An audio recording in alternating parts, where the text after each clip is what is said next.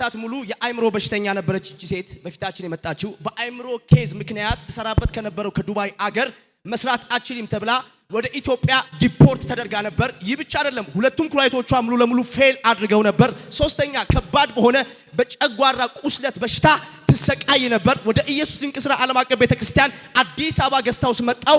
ሐዋርያው ጸለየልኝ፣ እንደዚህ ያለኝ ከዚህ ሰዓት ጀምሮ ባንቺ ላይ የተሰራ የአረብ ሀገር ድግምት አፈርሳለሁ።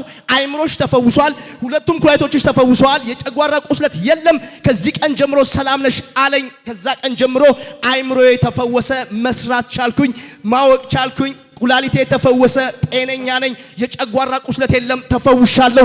ጌታን በጭብጨባ አክብሩልታለች።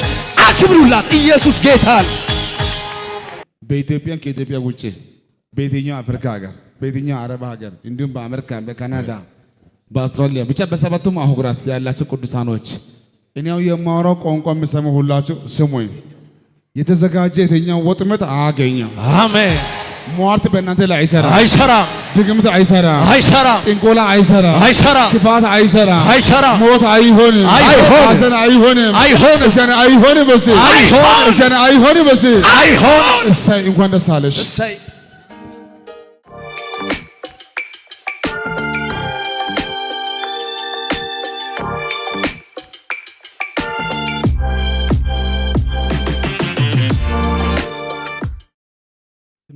እንደራስ ኩርቱ ይባላልው። የመጣሁት ከበሮ ነው። ሃሌሉያ። እኔ የወጣበት ከየት እንደወጣሁት ከየት እንዳወጣ እስኪ በእግሮቻችሁ ቆማችሁ ለጌታ እልልታ ጭብጨባ ሰጡት።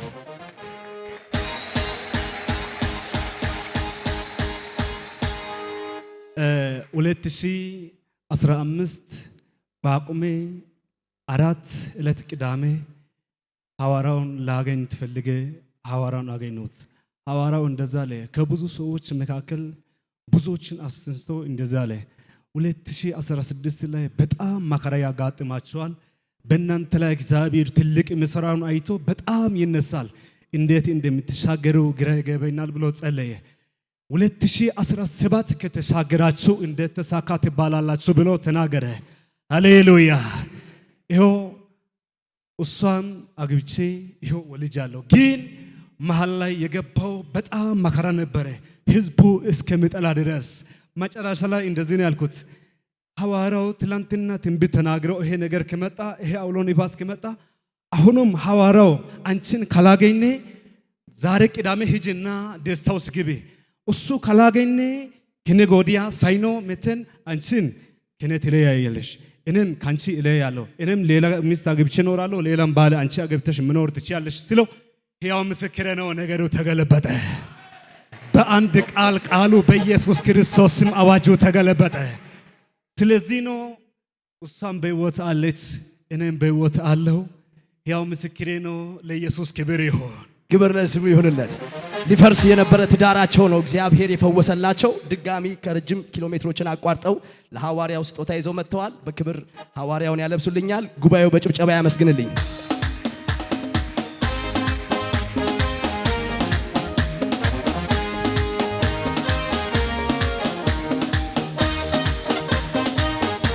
ሃሌሉያ። ንግግሩ አማርኛው ተመችቶኛል። ና አልብሰኝ።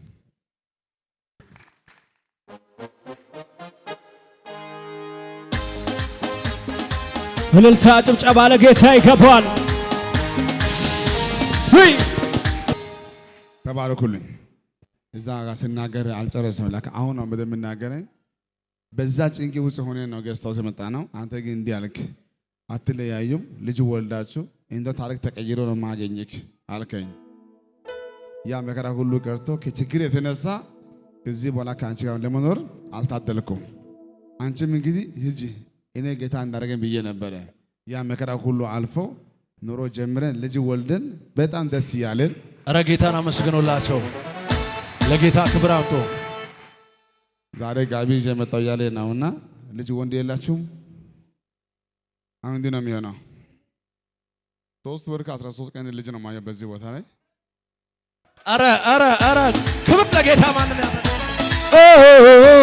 በደረቅ ምድር ተናገሩ ውሃ በሌለው አንተን አግኝቼ ተደስቻለሁ ረካው በቃ ቆረጠ ጥሜ ዘመኔ ያልቃል በልምላሜ ነፍሴ ለመለመች ለመለመች ለመለመች ጌታን ስላገኘች ለመለመች ለመለመች